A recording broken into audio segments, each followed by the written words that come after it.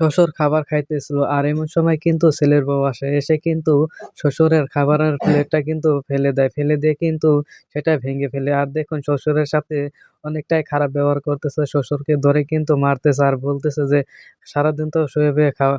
আজকে থেকে তোমাকে আর আমি কোনো খাবার দিতে পারব না। তোমাকে ভাঙ্গা ঘরে রেখে দিব। ভাঙ্গা ঘরে থেকে তুমি মরে যাও। তুমি যত তাড়াতাড়ি মরবে তত আমার ভালো হবে। আজকে থেকে আর আমি তোমাকে দেখাশোনা করতে পারব না।" আর দেখুন শ্বশুরকে কিন্তু অনেক কথাই বলতেছে। আর এমন সময় কিন্তু শহর থেকে ছেলে বাড়িতে এসেছে। আর তার স্ত্রীকে রাগান্বিত হয়ে দেখে বলতেছে, "কি হয়েছে? তুমি এরকম করতেছে কেন?" তখন তার স্ত্রী বলে, "চলো আমরা ঘুরতে যাবো।" তারপর দেখুন ছেলে বলতেছে, "দাঁড়াও, তুমি কার সাথে রাগারাগি করতেছো?" তারপর ঘরের দিকে ফুঁকছি দিয়ে দেখতে পায় যে তার বাবা ঘরের ভিতরে পড়ে রয়েছে। তখন বুঝতে পারে যে তার স্ত্রী তার বাবার সাথে এরকম করতেছে, বকতেছে। তারপর দেখুন বাবাকে এরকম অবস্থা দেখে কিন্তু ছেলে কান্না করে দেয়।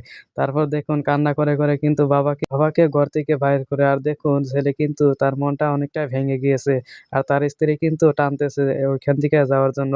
তখন তার স্ত্রীকে বলতেছে, "তোর এত বড় সাহস! তুই আমার বাবার গায়ে হাত দিয়েছিস। তুই আমার বাবার সাথে এরকম খারাপ ব্যবহার করেছিস।" তাই বলে কিন্তু তার স্ত্রীকে উত্তম-মাত্তম দিতেছে। তারপর তার স্ত্রীকে বলতেছে, "তুই এখন আর আমার বাবাকে এরকমভাবে অত্যাচার করবি, আমার বাবাকে মারবি। আজকে থেকে তো আর আমি বাড়িতে থাকবো না। আমি বাবাকে নিয়ে চলে যাবো।" তাই বলে কিন্তু বাবার সামনে কান্না করে তারপর বাবাকে সাথে নিয়ে বাড়ি থেকে যাইতেছে।